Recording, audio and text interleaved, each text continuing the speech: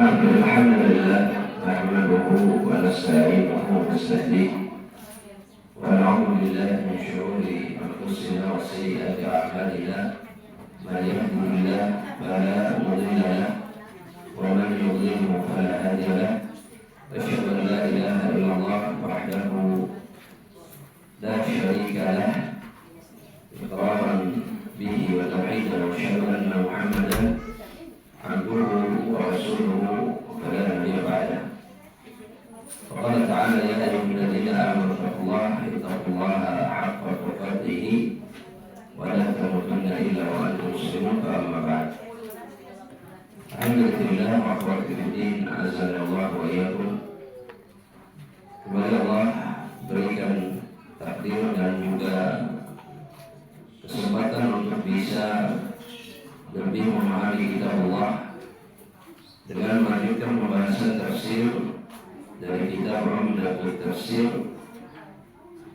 yang merupakan ikhtisar atau mukhtasar ringkasan dari tafsir Al-Quran Al-Azim karya Imam Abu Fida Ibn Katsir rahimahullah ta'ala. InsyaAllah ta'ala pada hari ini kita memasuki tafsir surat Insyiqaq wahiyya Makkiyah. Dia adalah surat Makkiyah, dan sebagaimana ciri surat Makkiyah yang lainnya, maka surat-surat Makkiyah berbicara tentang ghaibiyat dan ahwal yaumil qiyamah, berbicara tentang perkara-perkara gaib ataupun berbicara tentang keadaan-keadaan pada hari kiamat. Karena di masa atau di periode Mekah,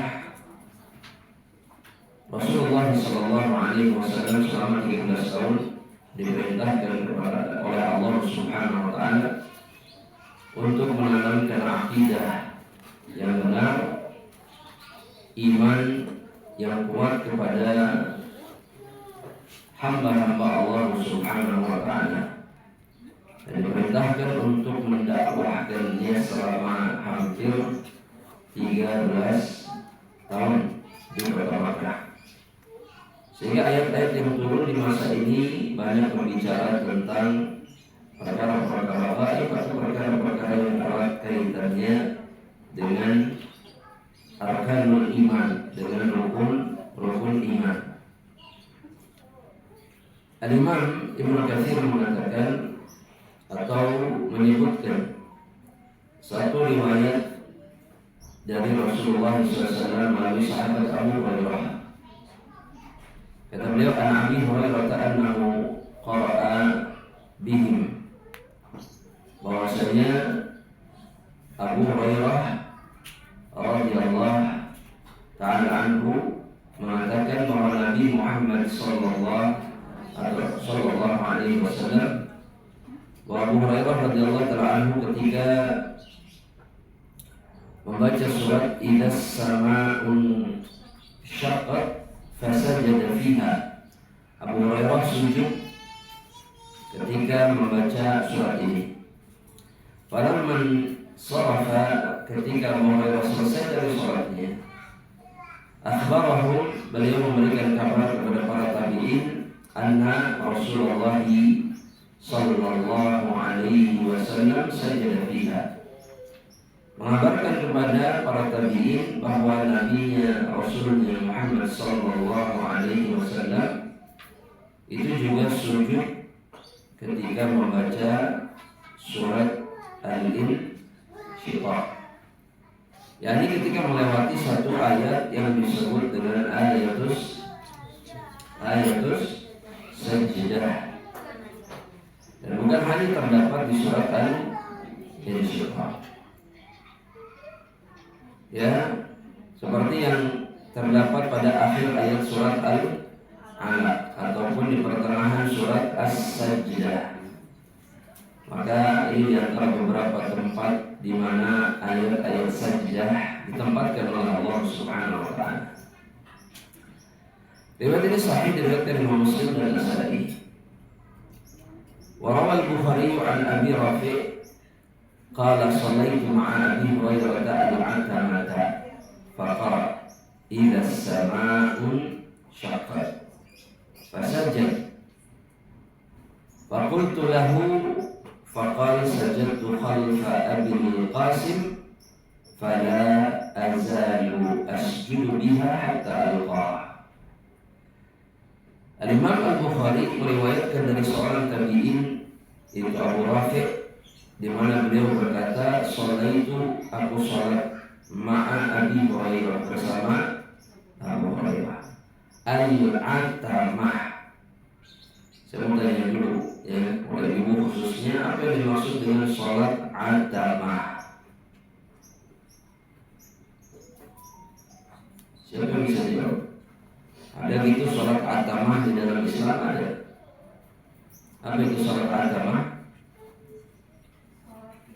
Sholat isya. Yang apa? Pada akhir waktunya. Meskipun kata atamah itu dimutlakkan kepada sholat isya, karena atamah itu artinya gelap. Atamah itu artinya gelap, gelapnya malam. Ya, sehingga yang dimaksud adalah sholatul isya. Bahwa Abu Rafiq sholat isya bersama Abu Hurairah, dan di dalam sholat isya beliau membaca surat Al-Insyiqaq. Fasajad, dan ketika melewati ayat sajdah beliau sujud. Wa qultu lahu, maka aku berkata kepada dirinya, maksudnya bertanya kenapa sujud. Faqal, maka Abu Hurairah berkata, sajadtu khalfa abal atau khalfa abil Qasim sallallahu alaihi wasallam. Abul Qasim itu kunyahnya Rasulullah sallallahu alaihi wasallam. Kunyah itu artinya ketika seseorang menggunakan kata apa? Abu atau ummu atau ibnu, ya, ini namanya kunyah. Kunyah ini umumnya ya dinisbatkan atau dikaitkan dengan nama-nama keturunan yang dimiliki. Nabi Muhammad SAW anak pertamanya bernama siapa? Al-Qasim.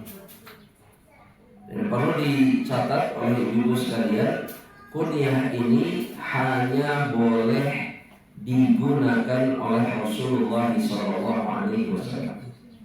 Jadi nggak ada selain Rasul yang boleh memberikan kepada dirinya kunyah Abul Qasim.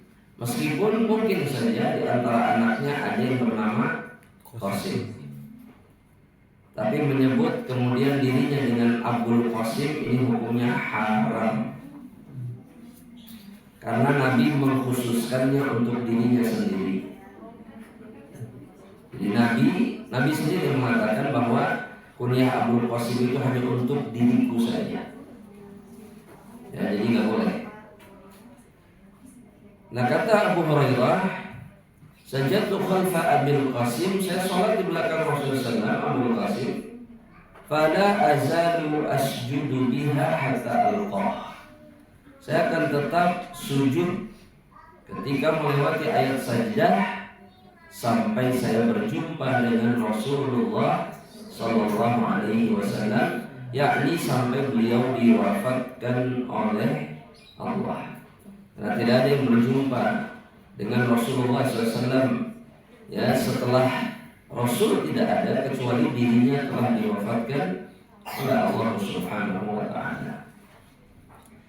Dan riwayat terakhir yang disebutkan dalam muqaddimah tafsir surat ini oleh Imam Ibnu Katsir, sebagaimana yang diriwayatkan oleh Imam Muslim, begitu juga Ashabus Sunan. Nama sekali lagi Ashabus Sunan atau Ahlus Sunan. Ketika disebut Ahlus Sunan itu artinya para ahlul hadis, penulis kitab sunan. Kalau kita urutkan atau kalau kita sebutkan ada berapa orang? Yang pertama Abu Dawud, yang kedua At-Tirmidzi, yang ketiga Ibnu Majah, yang keempat An-Nasa'i. Mereka lah yang disebut dengan Ahlus Sunan atau Ashabus Sunan. Yang dimaksud adalah mereka yang paling masyhur di antara penulis kitab Sunan atau di antara imam-imam yang bukunya termasuk Kutubus Sittah. Di dalam ilmu hadis itu ada istilah Kutubus Sittah. Yang dimaksud apa? Bukhari, Muslim, Abu Dawud, Tirmidzi, Ibnu Majah, An-Nasa'i. Ya, itu yang disebut dengan Kutubus Sittah, yang merupakan kitab rujukan utama di dalam hadis-hadis Rasulullah SAW. Dari Abu Hurairah juga, jadi semua riwayat ini datangnya dari Abu Hurairah radhiyallahu anhu. Karena memang Abu Hurairah itu adalah sahabat dengan riwayat hadis yang paling banyak dari Rasulullah SAW, sekitar 5.000 sekian hadis. Sendirian, hanya Abu Hurairah saja. Padahal Abu Hurairah masuk Islam 3 tahun sebelum wafatnya Rasulullah SAW. Tapi karena Abu Hurairah selama 3 tahun melazimi Rasulullah SAW, mulazamah itu artinya selalu bersama-sama, tidak meninggalkan Rasulullah SAW. Ya, jadi kemana-mana bareng, bermajelis bareng, belajar selalu bersama dan seterusnya. Ini yang membuat kemudian Abu Hurairah punya kesempatan mendapatkan ilmu yang teramat sangat banyak dari Rasulullah SAW. Terlebih Abu Hurairah itu pernah dapat keberkahan dari Rasulullah SAW. Apa keberkahan itu? Beliau pernah mendapatkan kesempatan untuk mendapatkan anugerah dari Allah, ya, bisa mengingat seluruh apa yang dia dengar dari Rasulullah SAW. Nabi suatu ketika mengatakan kepada Abu Hurairah, bentangkan kainmu, bajumu, bentangkan. Dibentangkan oleh Abu Hurairah. Kemudian dekapkan ke dadamu, didekapkan oleh Abu Hurairah. Maka Nabi mengatakan, setelah ini kau tidak akan pernah lupa apapun yang aku sabdakan kepada dirimu. Jadi apapun yang didengar itu ingat. Ya, ini membuat beliau riwayat hadisnya teramat sangat banyak. Abu Hurairah mengatakan, sajadna ma'a Rasulillah sallallahu alaihi wasallam. Ya, kami bersujud bersama Rasul sallallahu alaihi wasallam. Fi idza sama insyaqqat, ketika membaca surat Al-Insyiqaq. Wa iqra bismi rabbikal ladzi khalaq. Ini dalam surat apa? Al-Alaq, khususnya pada ayat terakhir surat Al-Alaq. Apa ayat yang terakhir? Pasti dari awal.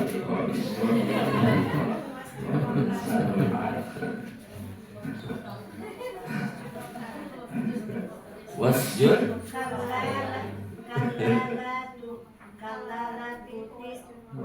Wasjud waqtar. Nah, ini di rakaat di ayat terakhir. Kalau dibaca di dalam sholat, maka apa yang harus dilakukan? Sujud dulu ke bawah, berdiri lagi, baru ruku. Ya, jadi ini bisa dilakukan di dalam sholat sekalipun. Karena banyak orang yang tidak mau baca surat ini dan tidak mau mengamalkan sunnahnya karena merasa aneh. Sudah turun ke bawah, berdiri ke sholat. Padahal itu sunnah. Dan Nabi melakukannya bersama para sahabat di dalam sholat. Ini dalilnya. Diriwayatkan Imam Muslim dan Ahlus Sunan an Abi Hurairah. Kemudian Ibnu Katsir rahimahullah ta'ala mulai menjelaskan ayat-ayat yang mulia, firman-firman Allah Subhanahu wa ta'ala yang agung pada ayat pertama yang terkandung atau termaktub di surat Al-Insyiqaq ketika Allah Subhanahu wa taala mengatakan idzas sama'un syaqqat. Yang dimaksud dengan idzas sama'un syaqqat adalah hari di mana langit terbelah, kata Allah. Wa dzalika yaumul qiyamah, itu akan terjadi kata Ibnu Katsir, dan itu akan terjadi pada hari kiamat. Langit akan terbelah. Wa adinat li rabbiha, dan kemudian dia mendengarkan istama'at li rabbiha, mendengarkan perintah Rabbnya Allah Subhanahu wa taala. Bukan berarti langit sebelum itu tidak mendengarkan perintah Allah, tapi di hari itu langit akan melakukan apa saja dan hanya mendengarkan Allah Jalla Jalaluhu, dan dia akan menjalankan perintah apapun yang diberikan oleh Allah Subhanahu wa taala. Kemudian Ibnu Katsir mengatakan wa ta'at amrahu fima amara biha min al-insyiqaq. Langit akan mendengar perintah Allah dan mentaati perintah Allah untuk apa? Untuk membelah dirinya. Ya, pertanyaannya sekarang, bagaimana langit itu terbelah? Ada yang bisa membayangkannya? Tidak ada. Tapi itu pasti terjadi atas perintah Allah pada hari kiamat. Wa huqqat, dan kata Allah, ini Allah sendiri yang mengatakan, wa haqqun laha an tuti'a amrahu. Wajib bagi langit untuk mentaati perintah Allah. Apa alasannya? Kata Ibnu Katsir, alasan yang menjadi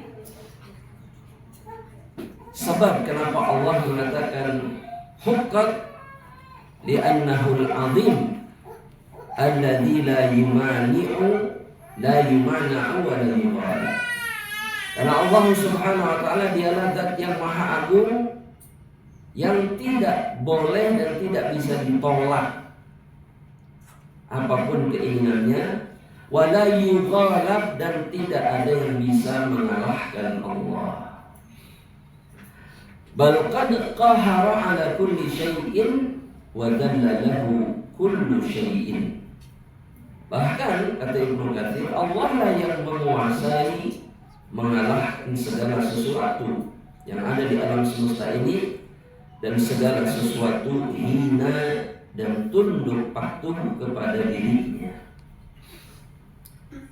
Jadi tidak ada satu perkara pun yang tidak tunduk kepada Allah Subhanahu wa ta'ala. Tsumma qala wa idzal ardu muddat. Kemudian Allah mengatakan, dan ketika bumi muddat. Muddat itu artinya busitat wa furishat wa wussi'at. Ketika bumi itu dibentangkan dan diluaskan oleh Allah Subhanahu wa ta'ala. Ini pun diantara dalil bahwa bumi itu sebelumnya itu dia bukan hamparan yang datar. Kalaulah dia sudah datar dari awal, maka dia tidak akan dibentangkan oleh Allah dan diperluas, artinya diratakan oleh Allah Subhanahu wa ta'ala. Ini di antara dalil. Tapi ini nggak perlu jadi pembahasan serius sebetulnya. Dan sebagian orang itu sibuk bahas ini dan tidak menambah keimanannya sedikit pun, cuma ribut aja. Ya, kita lanjutkan. Warawa Ibnu Jarir an Ali ibnu Husain. Ibnu Jarir meriwayatkan dari Ali bin Al-Husain. Nah, Ali bin Al-Husain ini cucunya, bukan, cucunya Ali. Ali bin Abi Thalib, cucunya Ali. Itu dulu. Ini yang sering dikenal dengan Ali Zainal Abidin. Ali Zainal Abidin itu adalah Ali bin Al-Husain. Nah, Ali Zainal Abidin itu ahlus sunnah sosok yang sangat taat kepada Allah Subhanahu wa taala, sosok yang sangat terpercaya. Nah, Ali bin Al-Husain ibni Ali bin Abi Thalib, beliau mengatakan anna Nabiyya sallallahu alaihi wasallam, bahwasanya Nabi Muhammad sallallahu alaihi wasallam, kakeknya, ya berarti kakek buyut ya, buyutnya itu mengatakan, bersabda, idza kana yaumul qiyamati, jika datang hari kiamat atau pada saat hari kiamat, maddallahul arda maddal adim, Allah Subhanahu wa taala akan membentangkan bumi sebagaimana kulit ketika akan disamak itu diapakan? Dihampakan, dibentangkan, ditarik kan, sehingga dia jadi rata. Nah, dipanteng lah kalau bahasa Belandanya, dipanteng gitu. Itu persis keadaan bumi atau apa yang akan dialami oleh bumi pada hari kiamat. Hatta, kata Nabi, sampai-sampai la yakunu li basyarin minan nas illa mawdi'a qadamai. Bagian yang dia miliki dari bumi itu pada hari kiamat, seorang manusia itu hanya tempat kedua telapaknya saja. Jadi manusia pada hari itu ketika sudah dibangkitkan sama Allah, yang dia punya, hak yang dia punya pada dataran itu cuman tempat dia berdiri saja. Sudah nggak ada patok tanah, batas rumah, sertifikat tanah, apapun yang dia punya hilang semuanya. Hak dia pada hari itu cuma tempat di mana dia berdiri saja. Sudah, dan dia di situ saja, tidak akan kemana-mana. Dan Nabi sendiri yang mengatakan bahwa kaki anak Adam telapaknya tidak akan bergerak, betul? Iya, sudah di situ saja tempatnya. Kata Nabi, fa'akun awwala man yud'a, sayalah yang akan pertama kali dipanggil sama Allah.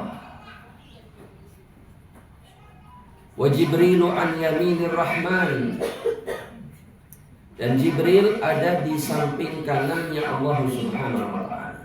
Wallahi ma ra'ahu qablaha, demi Allah, ya, Jibril pun tidak pernah menyaksikan ini sebelumnya, atau tidak pernah menyaksikan Allah, atau betul-betul dekat sekali dengan Allah Subhanahu wa ta'ala sebelumnya. Faqul ya Rabb, inna hadha akhbarani annaka arsaltahu ilayhi. Maka Nabi mengatakan, wahai Rabbku, inna hadha, sesungguhnya ini, maksudnya ini siapa? Jibril. Dia mengabarkan bahwa dirinya engkau utus kepadaku, bahwa dia adalah utusan Allah kepada diriku. Maka Allah mengatakan, sodak, Jibril jujur, Jibril benar. Itu sebabnya kenapa orang-orang yang mengatakan bahwa Jibril salah menyampaikan wahyu, harusnya bukan ke Rasulullah SAW, tapi ke siapa? Ali bin Abi Thalib. Maka dia telah keluar dari Islam dengan nyata-nyata, karena berarti dia membantah persaksian Allah atas Jibril, bahwa Jibril adalah makhluk yang jujur. Dan riwayat ini diriwayatkan oleh siapa? Oleh siapa? Ali Zainal Abidin, oleh cucu Ali sendiri. Ya, maka menjauhlah dari agama para pembohong, berpegang teguhlah dengan Islam. Thumma ashfa'u fa'aqul ya Rabb, ibaduk abaduka fi atrafil ardh. Kemudian setelah itu aku mengambil kesempatan untuk bisa memberikan syafaat kepada hamba-hamba Allah dengan mengatakan, wahai Rabbku, ibadat abadu, hamba-hambamu tuh yang menyembah dirimu fi atrafil ardi, pada hamparan bumi. Dulu ketika mereka hidup, yang menyembah engkau, yang taat kepada engkau. tolonglah mereka, berikanlah syafaat kepada mereka. Maka itulah kata Nabi, al-maqam al-mahmud. Itulah yang disebut dengan maqam mahmud. Apa itu maqam mahmud? Syafaat, betul, kedudukan yang terpuji. Itu betul sekali. Tapi maknanya adalah kesempatan yang pertama yang Allah berikan kepada seorang makhluk, seorang hamba, untuk memberikan syafaat kepada makhluk-makhluk yang lainnya. Jadi yang sanggup dan yang hanya akan melakukannya cuma siapa? Sallallahu alaihi wasallam. Dan yang akan merasakan syafaat ini siapa? Bukan hanya umatnya, tapi seluruh orang yang beriman semenjak zaman Nabi Adam sampai akhir dunia. Itulah yang disebut maqaman mahmudah yang kita baca dan sering kita perdengarkan ketika baca doa apa? Doa azan atau setelah azan? Setelah azan. Yang keutamaannya kalau dibaca apa? Dapat syafaat Rasulullah SAW. Masya Allah. Baik. Kemudian qauluhu, kata Imam Ibnu Katsir, Allah berfirman, wa alqat ma fiha wa takhallat. Setelah dibentangkan bumi itu, kemudian alqat ma fi batniha minal amwat. Itu mengeluarkan seluruh isi perutnya dari jenazah atau dari mayit. Ini yang disebut dengan yaumul ba'thi. Ini disebut dengan hari kebangkitan. Jadi dikeluarkan seluruh isinya. Wa takhallat minhum, dan kemudian mengosongkan dirinya dari jenazah-jenazah itu. Membersihkan dirinya sehingga keluar semuanya pasti keluar. Kita sudah pernah bahas. Dalam satu riwayat disebutkan bahwa bangkitnya orang-orang ini, manusia ini dari bumi tersebut itu keluarnya seperti keluarnya apa? Tanaman. Ya, setelah turunnya apa? Hujan rintik lagi. Rintik apa deras? Gerimis, betul sekali. Dan airnya berupa atau serupa dengan apa? Air mani, betul sekali. Itu dalam riwayat yang sahih. Dan kemudian bangkitlah seluruh hamba-hamba Allah dari apa? Keluarnya dari apa? Tumbuh seperti tanaman dari apa? Dari tulang ekor. Anda mau tanya, bahasa Arabnya tulang ekor itu apa? Bukan. Waktu itu disebutkan, ya Allah ya Karim.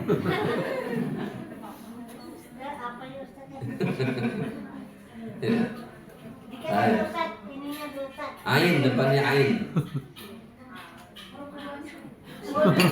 Huruf keduanya jim. Berkelir.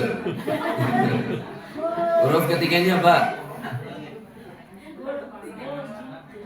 Kurang gimana? Coba disebutkan 3 huruf itu.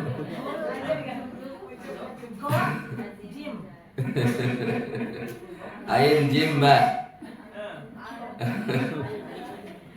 Ayo. Ini sampai zuhur ini dulu. Ajabun dzambi. Yang eta. Ya, itu tulang. Itu satu-satunya bagian tubuh manusia yang tidak akan pernah hancur sampai kapanpun. Karena dari situ dia akan dibangkitkan, seorang manusia akan ditumbuhkan kembali. Kita lanjutkan apa yang dikatakan oleh Imam Ibnu Katsir. Qala Mujahid, Sa'id wa Qatadah. Ini tafsir ini dikatakan oleh seluruh murid Ibnu Abbas. Mujahid, Sa'id bin Jubair dan juga Qatadah. Wa adinat li rabbiha wa huqqat. Bumi pun akan mendengar perintah Allah dan wajib atas dirinya untuk mendengarkan perintah Allah. Jadi bumi mengeluarkan isi perutnya itu atas perintah siapa? Atas perintah Allah Subhanahu wa ta'ala. Setelah itu Allah mengatakan, ya ayyuhal insan innaka kadihun ila rabbika kadha famulaqi. Kata Ibnu Katsir, sa'a ila rabbika sa'yan wa amilu amalan. Kata Ibnu Katsir, yang dimaksud oleh Allah, wahai sekalian manusia, innaka kadih. Kadih itu artinya berjalan, bergerak menuju Allah, beramal atau melakukan amalan yang mendekatkan dirinya kepada Allah Subhanahu wa ta'ala. Ini keadaan setiap manusia, baik dia mukmin, baik dia kafir, baik dia soleh, baik dia ahlul maksiyah. Setiap yang dia lakukan di dunia ini hanya akan mendekatkan dirinya dengan Allah. Betul tidak? Ya. Ada yang kemudian dekat dengan Allah, dekat dengan rahmatnya dan berjumpa dengan Allah di surga. Ada yang kemudian dekat dengan Allah, dekat. Karena pasti berjumpa, pasti akan berdekatan dengan Allah. Tapi kemudian dia berakhir di mana? Di neraka. Makanya Allah bilang begini, kamu beramal, kamu bergerak terus menuju Allah, dan kalian atau kamu pasti berjumpa dengan Allah. Famulaqi. Untuk apa? Untuk menjumpai hasil perbuatan yang kalian kerjakan. Tsumma innaka satulqi ma amilta min khairin aw syarr. Kata Allah, engkau pasti menjumpai apa yang engkau kerjakan, baik itu kebaikan atau keburukan. Dan ini yang sering dilupakan oleh kebanyakan hamba Allah, bahwa apa yang dia lakukan akan dia jumpai balasannya di sisi Allah. Ya, makanya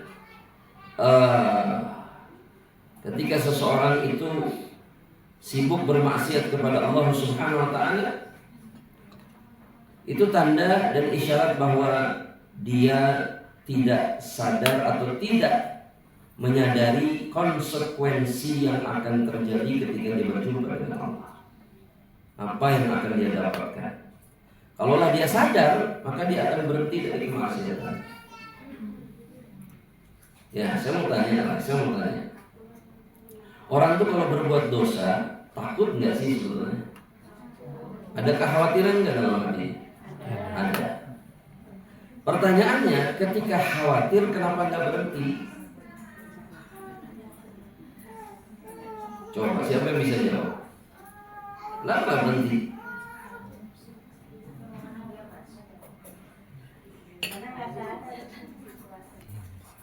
Hah?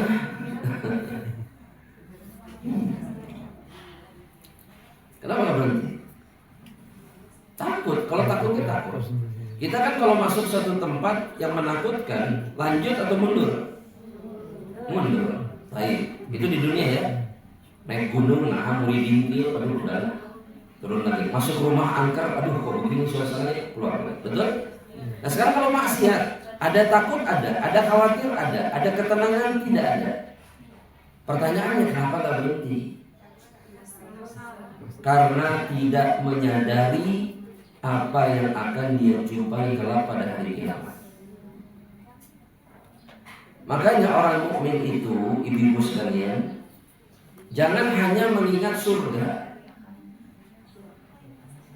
tapi juga ingatlah apa yang akan terjadi di dalam neraka. Saya tahu ibu-ibu kita ini lebih sering mengingat surga daripada neraka. Kenapa harus ingat neraka? Karena dengan mengingat neraka, seseorang akan sadar resiko yang akan dia jumpai atas dosa dan keburukan yang dia lakukan. Makanya para salafus soleh itu di antara kebiasaan mereka mengingat surga, tapi juga mereka mengingat neraka. Bahkan sebagian dari mereka ada yang sangat ekstrim, bisa dikatakan sangat berlebihan. Saking, tapi ini karena saking takutnya kepada neraka Allah, siksa Allah. Mereka namanya Ahnaf ibnu Qais. Ini seorang yang sangat masyhur di kalangan salafus saleh. Ahnaf bin Qais itu punya kebiasaan membakar jari jemarinya dengan api untuk mengingatkan tubuhnya tentang siksa neraka. Jadi membakar itu sejenak saja sampai terasa panas, kemudian dia tarik. Dan kemudian dia mengatakan, ya jin, wahai kulitku, ya jildi, duki, rasakan, fa inna nar jahannam asyad. Ingatlah, neraka jahanam apinya jauh lebih panas dari ini. Ya kita nggak perlu se ekstrim itu, tapi harus memaksakan menanamkan kepada diri kita bahwa siksa neraka itu sangat berat. Ya, Bapak Ibu sekalian rahmatullah Allah, perhatikan. Ibnu Katsir mengatakan, yashhadu lahu ma rawahu Abu Dawud at-Tayalisi an Jabir ibn Abdullah qala Rasulullah SAW. Tafsir ini dikuatkan dengan apa yang diriwayatkan dari Nabi oleh Abu Dawud at-Tayalisi dari sahabat Jabir ibn Abdullah. Rasulullah SAW bersabda, qala Jibril berkata, ya Muhammad, wahai Muhammad. Di dalam riwayat lengkapnya, Nabi didatangi oleh Jibril dalam suatu malam dan kemudian mengatakan kepada Nabi Muhammad SAW, ya Muhammad, wahai Muhammad, ish ma syi'ta fa innaka mayyitun. Kalimat ini adalah kalimat yang mengingatkan setiap orang yang punya prinsip bahwa hidup itu ya suka-suka saja. Ya ada nggak yang seperti ini jemaah? Banyak. Pokoknya saya hidup sesuka saya, senang-senang kayak mau apa kayak terserah. Dan Jibril mengatakan kepada Nabi Muhammad, Ismail, silakan hidup aja sesukamu. Kalau kamu mau hidup sesukamu silakan. Tapi ingat katanya, innaka mayyit, engkau pasti mati. Artinya semua kebebasan yang kita lakukan itu pasti akan dihentikan oleh kematian. Dan itu bukti bahwa kita nggak bisa sesukanya. Ya, karena apa, kebebasan yang kita pegang itu ternyata dihentikan oleh kematian yang membuktikan kita nggak bisa sesukanya. Innaka mayyit, engkau pasti jadi mayyit. Kemudian kata Jibril apa? Wa ahbib ma syi'ta, silahkan cintai siapapun yang engkau sukai. Ya, kan banyak tuh orang-orang yang ketika mencintai, dia mencintai dengan hawa nafsunya. Padahal kita diperintahkan mencintai itu dengan apa? Dengan iman, karena Allah, bukan karena hawa nafsu kita. Kan banyak orang-orang yang katanya berhijrah dan seterusnya, dalam masalah kasih sayang dan cinta, dia mencintai siapapun yang dia sukai menurut hawa nafsunya. Mau temannya masih maksiat, mau tukang zina, gak peduli, yang penting saya suka sama dia. Betul gak? Betul tidak? Saya punya teman ustaz sahabat dari kecil, gak pernah sholat, tapi gimana ya, saya mau udahan temenan dari kecil persahabatan ini. Loh, orang mukmin itu ngomongnya gak kayak gitu. Kalau teman kita tidak mau sejalan dengan kita di atas keimanan, maka sampai di situ pertemanan. Gak mau menerima nasihat, sampai di situ pertemanan kita. Ya.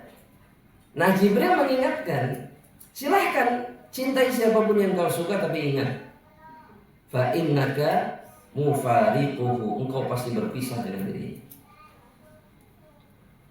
Kan banyak tuh orang yang persahabatan itu seakan gak mungkin berpisah. Atau persaudara, apapun lah yang dibangun di atas cinta itu kemudian gak mungkin kita berpisah, gak mungkin kita musuhan. Kata siapa?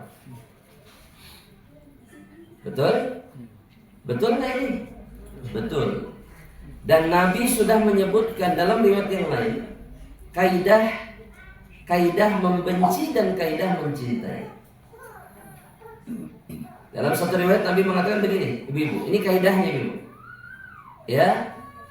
Ahbib habibaka haunan ma. Apa artinya?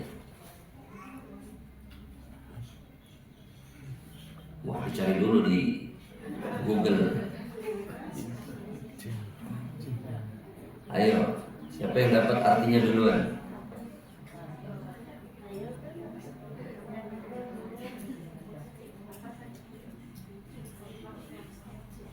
Ayo, siapa yang bisa jawab?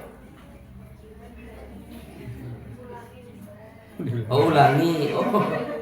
Ahbib habibaka haunan ma. Ahbib habibaka haunan ma. Ya. Ini ada yang menisbatkannya kepada Nabi, namun ada juga yang mengatakan dari perkataan Ali bin Abi Thalib. Tapi kalimat ini benar.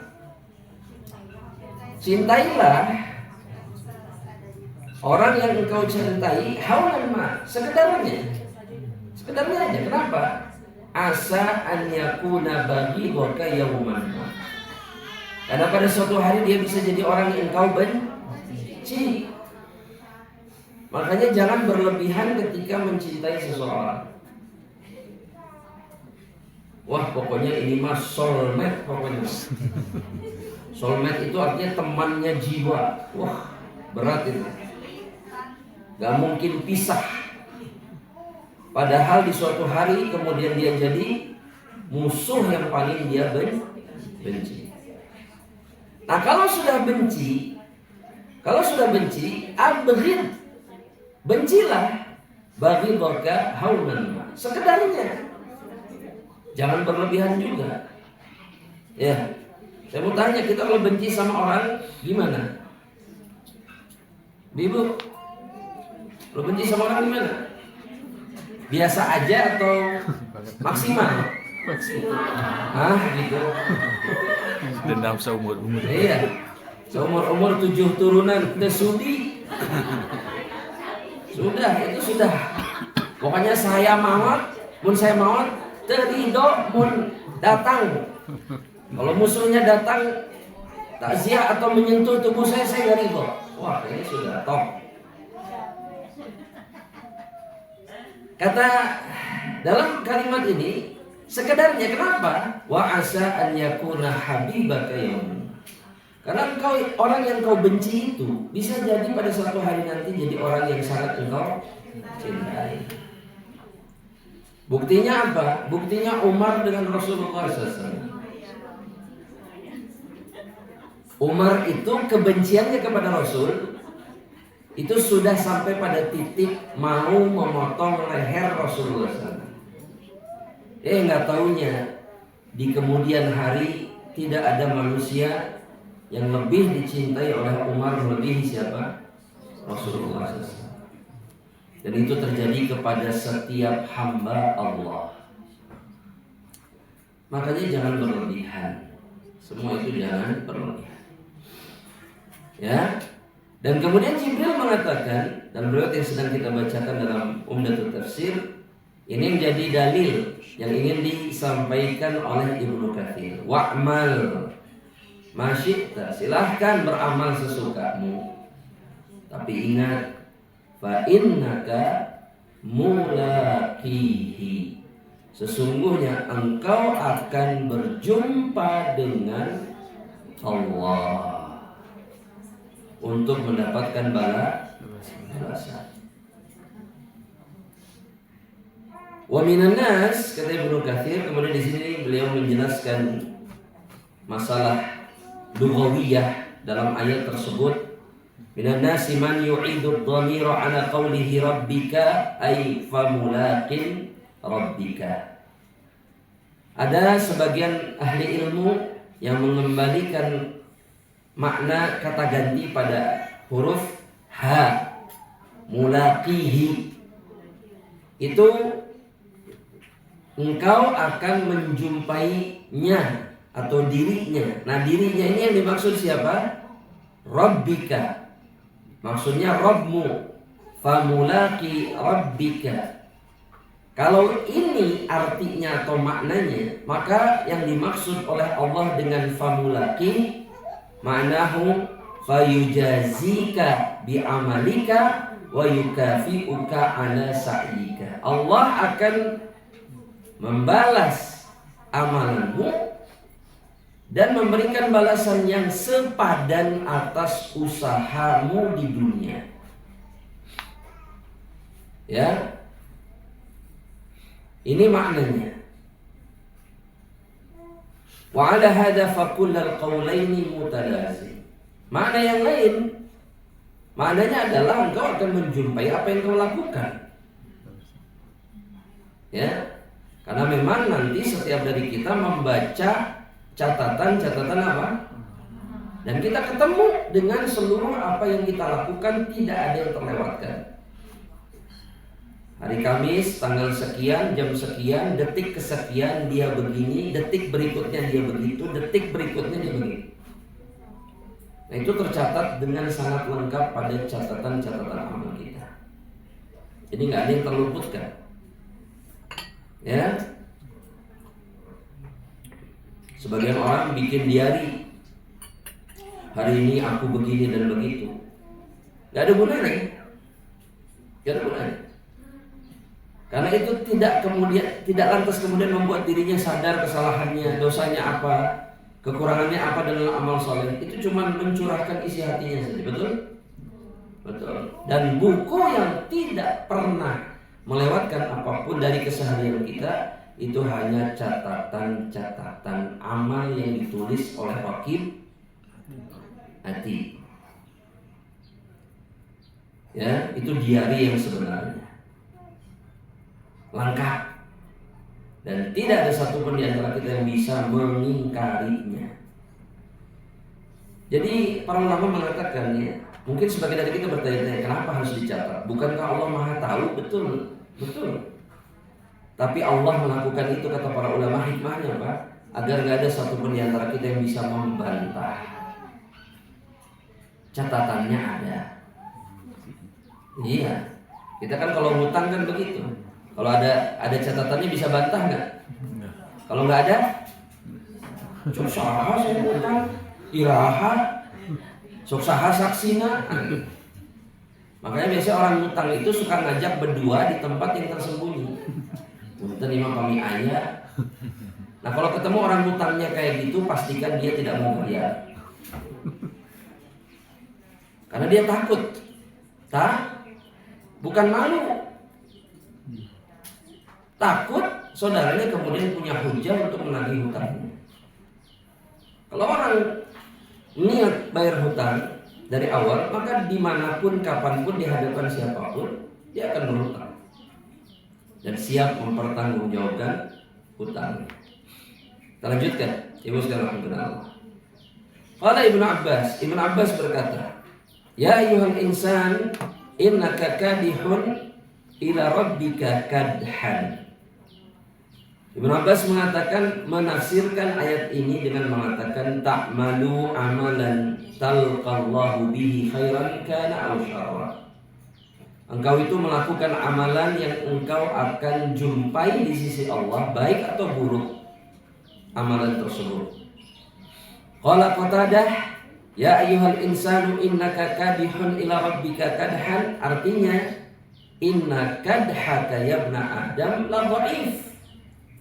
Sesungguhnya usahamu, amalanmu, wahai anak Adam, itu sangat lemah. Faman istata'a an yakuna kadhahu fi ta'atillah falyaf'al. Kata Qatadah, barang siapa yang usahanya, perbuatannya di dunia itu bisa dia fokuskan kepada ketaatan kepada Allah, maka lakukan itu. Wala haula wala quwwata illa billah. Ya. Nah, saya mau tanya sekarang ibu sekalian Allah. Apa sulitnya beramal soleh?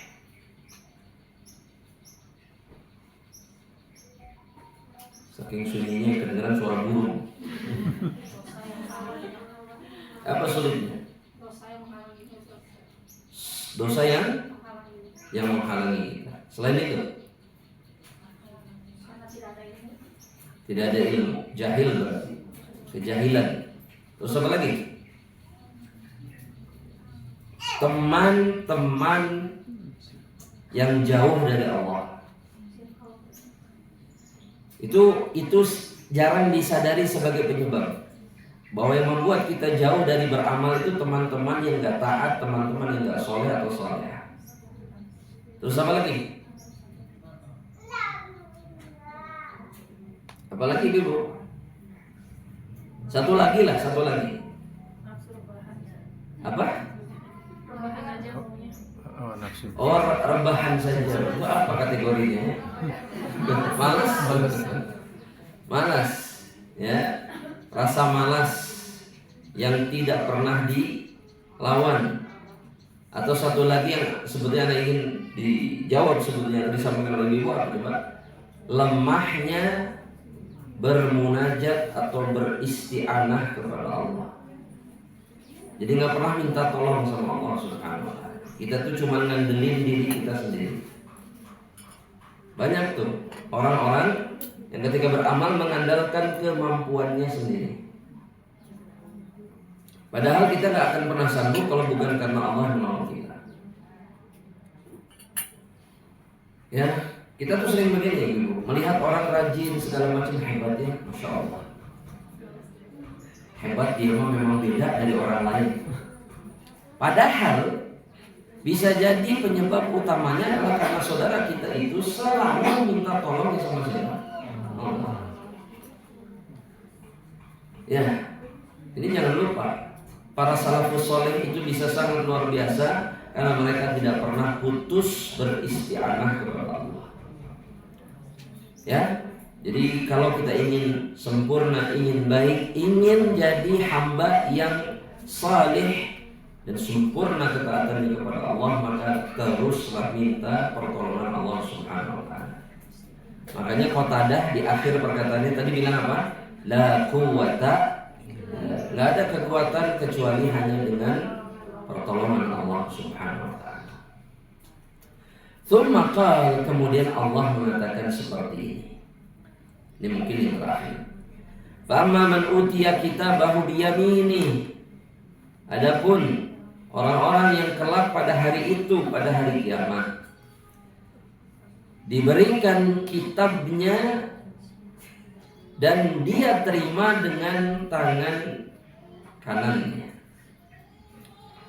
Jadi diserahkan sama dia. Untuk apa? Untuk dibaca. Dan kemudian dia menerimanya dengan tangan kanan. Fasawfa yuhasabu hisabai yasira. Maka dia kelak akan atau pada hari itu akan diberikan hisab yang mudah.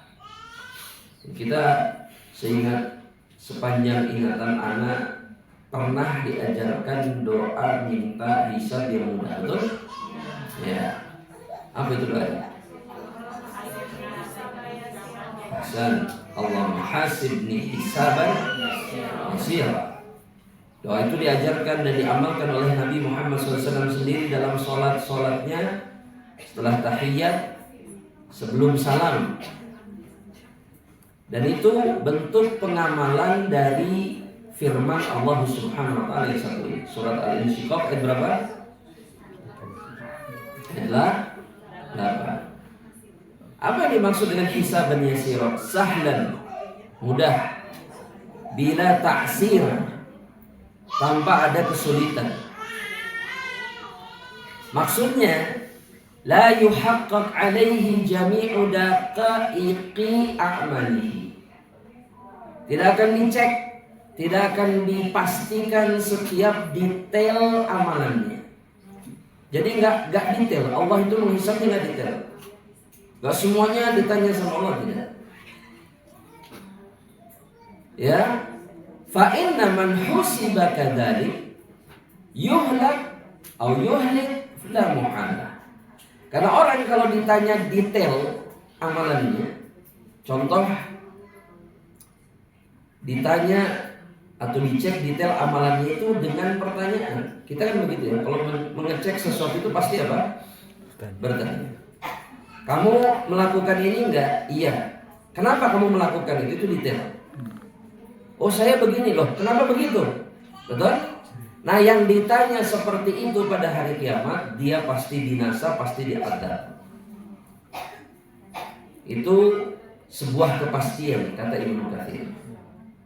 Berdasarkan apa yang diriwayatkan oleh Imam Ahmad dari Ibunda Aisyah radhiyallahu taala anha. Ketika Nabi mengatakan kepada Aisyah, "Man nuqishal hisabu 'udzib." Barang siapa yang ketika dihitung amalannya, nukish, itu ditanya sama Allah, dicecar dengan pertanyaan, itu namanya munaqasyah. Namanya apa? Nah, sekarang itu kalau kayak sidang skripsi atau apa, bahasa Arabnya itu munaqasyah. Kenapa? Karena di sidang itu orang ditanyanya secara dicecar dengan pertanyaan, betul? Nah, kata Nabi, yang pada hari kiamat diperlakukan seperti itu sama Allah, dia pasti diadab. Tapi Ibnu Aisyah kemudian mengatakan seperti ini, "Alaisa qala Allah, ya Rasulullah, bukankah Allah yang bilang dalam Al-Qur'an fasawfa yuhasabu hisaban yasira, bahwa hamba-hamba Allah yang beriman itu akan diberikan hisab yang mudah. Laisa dzaka bil hisab, bukan itu yang dimaksud, walakin dzalikal ard." Itu bukan hisab, tapi itu namanya ard. Ard, yang diberikan hisab yang mudah itu ard. Ard itu Allah hanya menampakkan amalannya saja. Ini kamu pernah begini nih, kamu pernah begitu, kamu pernah melakukan ini dan itu, bukan begini. Ini amalan kamu. Iya, kenapa kamu melakukan itu? Nah, itu baru hisab. Atau sebagian ulama membaginya begini. Ini untuk pengetahuan ilmiah. Hisab itu terbagi menjadi dua. Hisabu ardin dengan hisabu niqashin. Ada dua.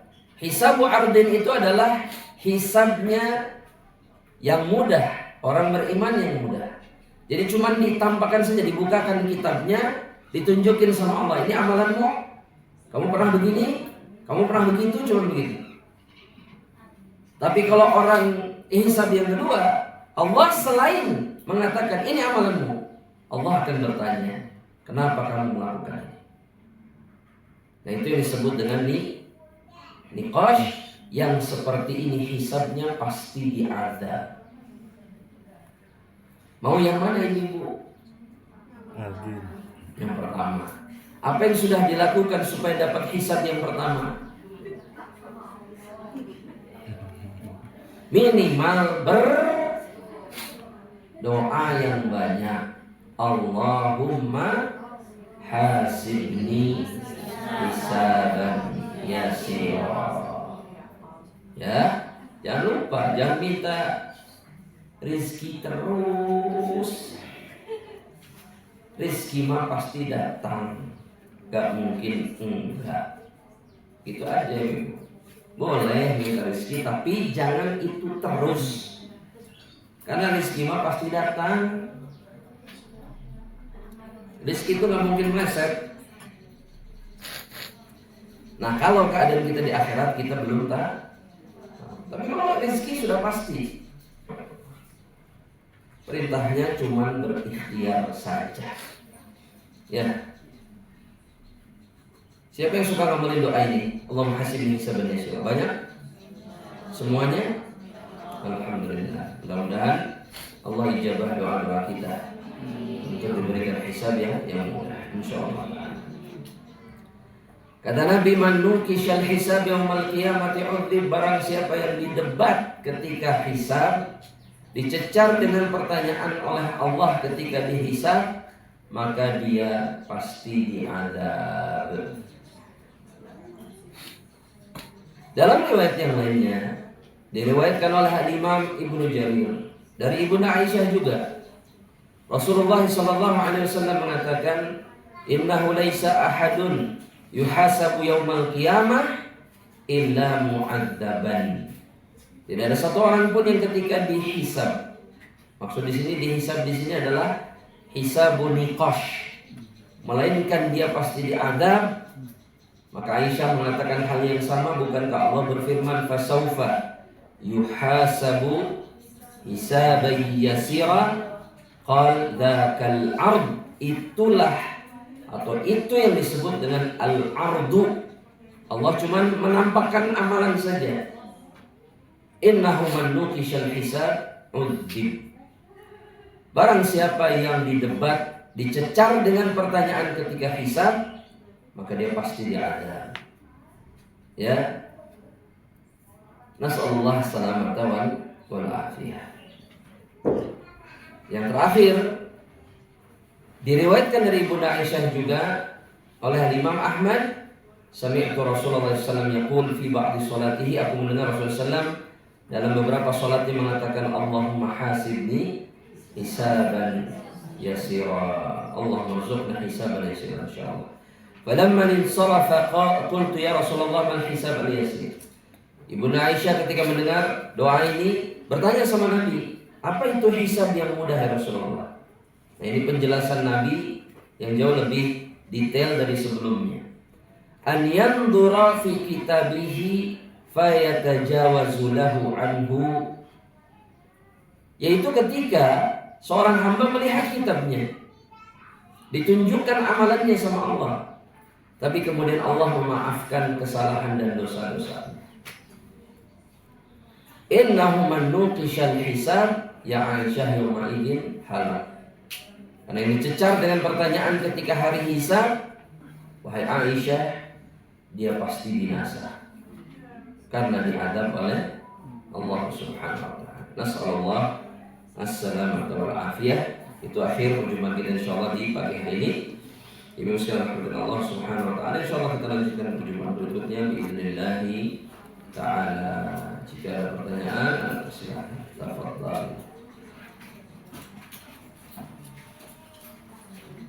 Silakan.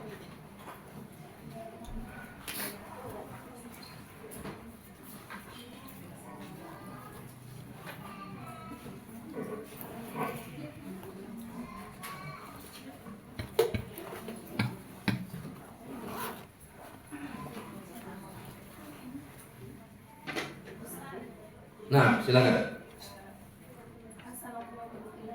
Amin. Ya.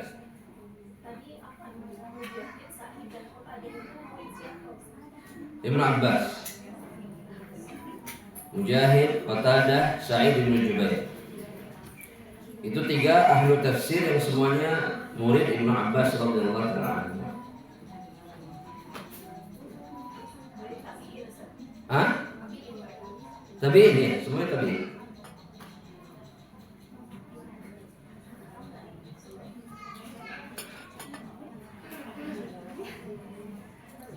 Silakan mau bertanya.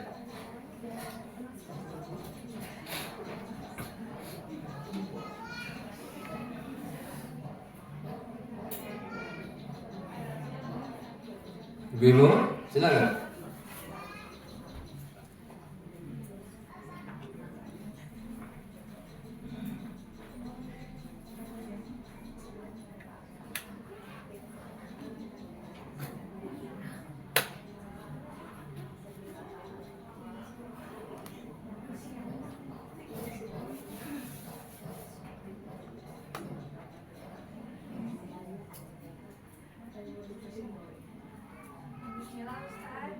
Ya, silakan. Terkait sholat pertama tadi, apakah itu di akhir waktu termasuk sunnah, lalu akhir waktunya itu batas kapan? Nah, Saya kalau sholat isya di awal waktu memang kadang ngantuk gitu, tapi mikirnya kalau sholat pas tahajud khawatir meninggal saat itu lebih betul. yang baik itu seperti apa? Nah, kalau ini pertanyaan bagus. Sholat isya itu diakhirkan, itu sunnah muakkadah. Itu sunnah yang sangat dikuatkan. Karena Nabi Muhammad SAW itu kalau tidak memberatkan umatnya, maka beliau ingin mewajibkan umatnya sholat isya di akhir waktu. Cuman yang jadi masalah, akhir waktu sholat isya itu kapan? Apakah subuh? Jawabannya bukan. Akhir waktu isya itu adalah akhir sepertiga malam yang pertama. Jadi kalau diperkirakan dengan jam, itu kurang lebih sekitar jam 11-an. Itu sudah akhir sholat isya. Karena di atas itu, ya, itu sudah berpindah ke waktu yang lain. Jelas sampai di situ? Nah, jadi kalau mau diakhirkan misalkan jam 10 sholat isyanya, atau jam berapa? 11. Itu jika dengan mengakhirkannya tidak menimbulkan keburukan seperti malas, tambah malas misalkan, atau bergulat dengan rasa kantuk misalkan, dan seterusnya. Karena dalam riwayat yang menjelaskan hal tersebut, Umar bin Khattab yang menghampiri Rasul SAW ke rumahnya untuk mengingatkan Rasul bahwa para sahabat menantikan beliau untuk sholat isya. Itu kata dalam riwayat itu disebutkan sebagian sahabat sudah tidur di masjid, menunggu Rasul keluar dari rumahnya untuk mengimami mereka. Karena Nabi tidak keluar sampai menjelang akhir sepertiga malam pertama. Gitu. Jadi kalau memang itu dikhawatirkan terjadi, maka sholatlah di awal waktu. Jelas ya? Insyaallah ta'ala. Semua dikembalikan kepada kemampuan. Kalau mampu tidak terlalaikan silakan, tapi kalau terlalaikan jangan. Allah ta'ala. Silakan Allah ta'ala. Lagi yang Ustaz, Silakan. itu kalau al-insyikok itu disunahkan baca di Isya itu atau enggak? Dibaca di sholat isya, iya. Sunahkan. Seperti membaca surat-surat tertentu di sholat-sholat tertentu seperti subuh, khususnya di hari tertentu membaca surat As-Sajdah, surat Al-Insan, dan yang semisal. Itu disunahkan. Ya, 5 lagi gimana Pak? Allah. Nah, silakan. Kalau dosa masa lalu kita, Ustaz, apakah akan berdampak pada anak-anak atau keturunan kita? Dosa kita itu. Nah, yang pertama, anak-anak kita itu tidak menanggung dosa orang tuanya. Tidak. Gak ada dosa turunan, itu tidak ada. Ya, berdasarkan apa yang difirmankan oleh Allah dalam surat An-Najm itu, wa laisa lil insani illa ma sa'a. Bahwa seseorang itu hanya akan mendapatkan balasan dari apa yang dia lakukan sendiri. Jadi tidak menanggung apa yang menjadi kesalahan orang lain. Hanya ada hanyanya. Seseorang bisa saja kemudian diuji oleh Allah atas dosanya melalui anak-anaknya. Karena dosa yang dia perbuat, itu mungkin. Itu sangat mungkin. Jadi bukan karena anak menanggung dosa orang tuanya, bukan. Tapi sebagai balasan, sebagai pembersih, ujian atau azab bahkan dari Allah, itu Allah kemudian jadikan ujian itu terletak pada siapa? Pada perilaku anak-anaknya. Nah, itu sangat mungkin. Ya, sebagai ujian. Nah, sekarang harus gimana? Maka yang harus dilakukan, sibuklah bertobat, sibuklah beristighfar dan memperbanyak amal soleh. Pertama, agar ujian ini menjadi pembersih dosa. Yang kedua, anak-anak kita pada suatu hari dikembalikan kepada kebaikan jika ujian kita itu adalah berupa ketidaksolehan mereka. Bisa dipahami? Bukan kemudian kita sibuk melaknat mereka, bukan. Dan banyak tuh orang tua kesal sama anaknya, kurang kekeketeng, Padahal itu balasan dari dosanya sendiri, betul? Nah, akibat itu akhirnya anaknya jadi orang nggak benar juga. Nah, tapi kalau kita taat, bertobat, banyak beristighfar dan banyak melakukan kebaikan, maka anak kita yang mungkin pada titik itu dibuat tidak soleh sama Allah, dibuat jadi ujian buat kita, tapi di kemudian hari dikembalikan menjadi anak-anak yang saleh, yang menjadi pengalir pahala jariah untuk kedua orang tuanya. Memang berat. Saya tidak mengatakan menghadapi kekeliruan anak itu mudah, pasti sangat berat. Cuma demi Allah, kalaulah kita menjalankan pilihan yang benar, tidak mungkin Allah menyia-nyiakan apa yang kita lakukan. Salah satunya dengan apa? Dengan membuat anak-anak kita jadi soleh, meskipun tadinya mereka tidak soleh. Banyak loh ibu-ibu, anak-anak yang tidak soleh sepanjang hidup orang tuanya, tapi setelah orang tuanya tidak ada, dia jadi anak soleh. Itu banyak sekali. Karena memang mungkin Allah jadikan anak ini sebagai ujian bagi orang tuanya, tapi mungkin orang tuanya bersabar, sehingga ketika mereka wafat, Allah jadikan anak-anaknya soleh sehingga pahalanya tidak terputus.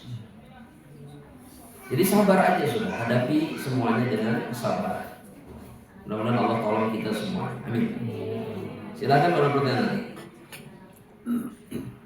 Di luar tema, Ustaz. Boleh silakan. Soal puasa. Ibu saya waktu puasa tahun kemarin itu sudah meninggal. Nah. Tapi pas 7 hari setelah puasa. Iya. Jadi beliau itu puasa pada hari pertama. Yang mau saya tanyakan ini, selama dia tidak berpuasa, apa kita bayar fidyahnya atau bisa dibayar dengan dikodok puasanya oleh kita anak-anaknya? Bisa dengan fidyah. Bisa dengan fidyah. Tapi kalau anak-anaknya mau mengkodokkan juga boleh. Kan karena ada uzur kan. Maka bisa dengan fidyah. Tapi kalau mau dikodokkan oleh anak-anaknya pun tidak ada masalah insyaallah. Karena amalan puasa ataupun haji itu adalah amalan yang bisa dikodok atau diwakili oleh anak. Ya. Allah Ta'ala alam bishawab. Nah, silakan kalau pertanyaan.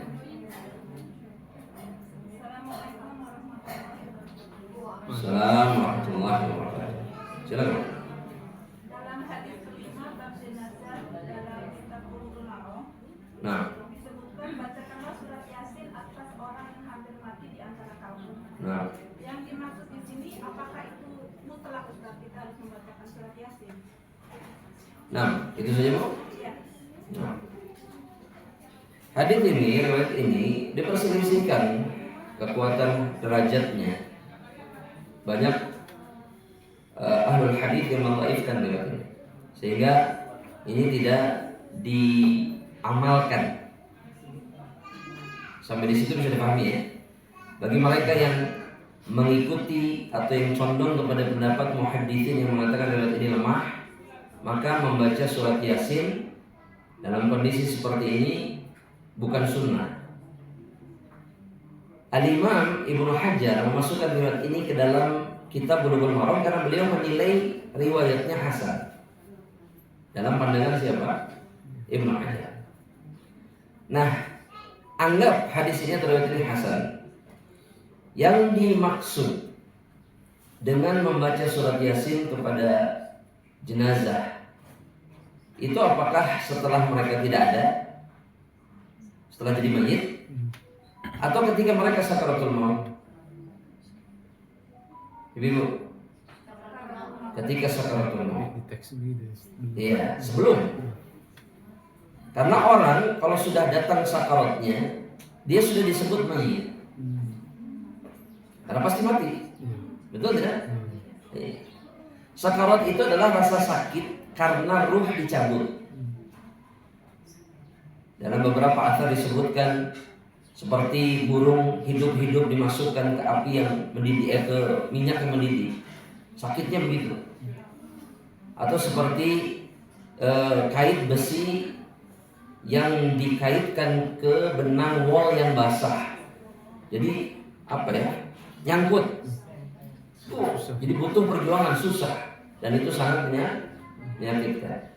Dan Nabi pun kesakitan ketika sakarat. Inna lil mauti la sakarat. Sesungguhnya kematian itu ada sekaratnya, kata Nabi Muhammad SAW. Sakit, ya. Dan yang dimaksud dalam riwayat itu adalah, kata para ulama, termasuk yang dimaksud oleh Ibnu Hajar, itu adalah ketika sedang sakarat, bukan setelahnya. Karena yang menjadikan hadis ini sebagai dalil itu mereka meyakini ini dibaca setelah apa? Gak ada. Jadi mayitnya sudah selesai, sudah jadi jenazah, dibacakanlah ya di depan jenazahnya. Ini salah. Bukan begini cara mengamalkannya. Anggap kalau ini hadisnya hasan. Tapi saya lebih condong kepada hadis ini lemah, sebagaimana dikatakan Imam Bukhari dan yang lainnya.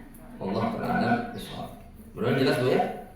Insyaallah ta'ala. Nah, jadi khusus memang riwayatnya kalau anggap ini hasan yang dibaca surat Yasin. Yang dibaca surat apa? Yasin. Allah Ta'ala bisawab. Nah, jadi lebih baik untuk kita yang hidup apa yang harus dilakukan?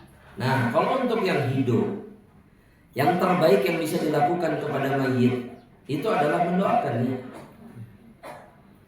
Dan ini yang dilakukan Nabi, ini yang disarankan Nabi kepada para sahabatnya. Ketika menguburkan jenazah, Nabi mengatakan istaghfiru li akhikum. Mintakan ampunan bagi saudara kalian, wasalu lahu tathbit, dan mintalah dia diberikan keteguhan untuk apa? Untuk bisa menjawab pertanyaan kubur. Ini yang disarankan Nabi kepada para sahabat. Jadi kalau jenazah ini bukan saudara kita, anggap seperti itu. Ya, kita nggak punya hubungan, bukan ayah kita, bukan ibu kita. Doakan, itu akan sangat bermanfaat bagi jenazah, bagi mayit. Yang kedua, kalau itu jenazah ayah ibu kita, apa yang harus kita lakukan? Sibuklah memperbanyak amal dan mendoakan. Karena semua amal kebaikan anak itu akan menjadi pahala bagi kedua orang tua, diniatkan ataupun tidak diniatkan. Jadi kalau buat anak itu, ketika ayah ibunya meninggal, Rasulullah SAW, maka dia harus memperbanyak amal saleh. Kalau dia ingin berbakti kepada mereka setelah mereka tidak ada. Karena semua amal kebaikan kita akan menjadi tabungan dan memperberat timbangan amal soleh mereka juga. Karena orang tua itu berhak mendapatkan pahala seluruh anak-anaknya. Anaknya 10, semuanya soleh-soleh, maka pahala amal soleh anak-anaknya yang jumlahnya 10 itu orang tuanya berhak dapat semuanya. Kenapa? Karena anak itu hasil kerja, hasil ikhtiar kedua orang tua. Makanya kalau ingin investasi terbaik, itu investasi terbaik itu adalah bagaimana caranya membuat anak jadi anak soleh. Bukan aset, bukan barang, bukan. Investasi terbaik itu adalah bagaimana berusaha berikhtiar mensolehkan anak, karena keuntungannya tidak pernah berhenti sampai hari kiamat. Ya, Ibu, kalau ada bisnis yang untungnya nggak pernah berhenti, mau nggak? Ya sudah, jadikan anak-anak kita anak-anak yang soleh, karena untungnya nggak pernah selesai. Wallahu a'lam bishawab. Satu lagi yang terakhir. Boleh, bapak-bapak juga boleh. Tadi kan disebutkan amal soleh itu akan memeringankan orang tua di akhirat. Kalau misalkan amal buruk bisa menjadi beban buat orang tua juga. Nah, disebutkan amal soleh bisa menjadi keuntungan atau faedah bagi orang tua kelak dari kiamat. Nah, kalau amal buruk itu juga bisa memberatkan orang tua atau tidak? Bisa jika amal buruk atau keburukan anak itu karena sebab orang tua. Jadi kalau anak itu jadi nggak soleh gara-gara ibu bapaknya, seperti tidak maksimal mendidik, tidak mencontohkan kebaikan, tidak pernah mendoakan atau yang semisalnya, atau justru jadi contoh keburukannya, anak itu jadi nggak benar gara-gara siapa? Gara-gara bapak ibunya. Memang bapak ibunya juga nggak benar. Maka semua keburukan anak orang tua dapat bagian. Ya, kalau orang tua jadi sebab. Tapi kalau tidak, maka orang tua terbebas dari keburukan itu. Ya, kan ada orang tua yang sebetulnya sudah menunaikan kewajibannya, tapi anaknya jadi ujian bagi orang tuanya. Betul tidak? Maka dia tidak menanggung kesalahan-kesalahan. Sudah dikasih tahu, mau dengar, sudah begini, ya ujian. Karena anak itu ujian. Lagi sekali, anak itu ujian. Innama, kata Allah, innama amwalukum wa auladukum fitnah. Sungguhnya harta kalian dan juga anak-anak kalian itu ujian. Sudah. Kalau sebagian orang mengatakan anak-anak itu anugerah, betul, tapi dia jauh lebih besar sebagai ujian. Ujiannya jauh lebih berat. Makanya sadari anak itu sebagai ujian. Kalau kita sadar, maka kita tidak akan berlebihan. Ya, tidak akan berlebihan. Semoga Allah tolong kita semuanya. Allah salehkan diri kita, solehkan keluarga kita, anak keturunan kita insyaallah, dan Allah takdirkan kita masuk ke dalam jannahnya insyaallah ta'ala. Mudah-mudahan Allah perjumpakan di perjumpaan berikutnya dalam keadaan terbaik. Kita akhiri majelis kita hari ini dengan doa penutup majelis. Subhanakallahumma wa bihamdika asyhadu an la ilaha illa anta astaghfiruka wa atubu ilaik. Assalamualaikum warahmatullahi wabarakatuh.